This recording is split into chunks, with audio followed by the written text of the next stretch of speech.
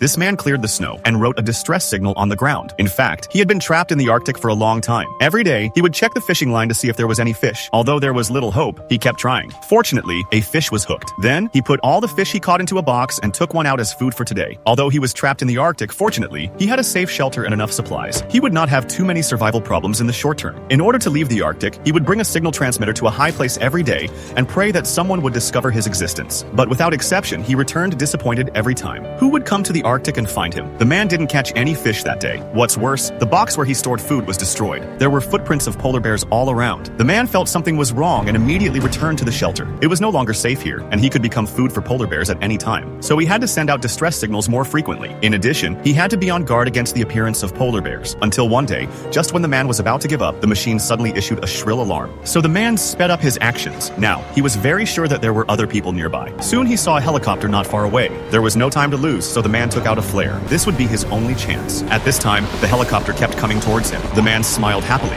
but the helicopter lost control. Finally, it fell straight to the ground. The man's heart also sank. He sighed and then ran to the helicopter. He opened the door of the plane. After a check, he found a person who was still alive. But the woman's condition was not optimistic. So, the man took out the first aid kit and simply bandaged the woman's wound. When the blizzard calmed down the next day, the man took away all the supplies that could be used and took the woman to his shelter. The woman learned that another dispatch team was about to arrive in the Arctic, but the camp where they were stationed was too far away from the man's location. If they went there rashly, they might die on the way. But the man knew that this was their only chance. So, in the next period of time, he had to plan the route and prepare food for the road. After preparing everything, he took everything he needed and then took the woman to the Arctic Research Institute. Next, can they survive? But if you want to watch it, the movie is called Arctic.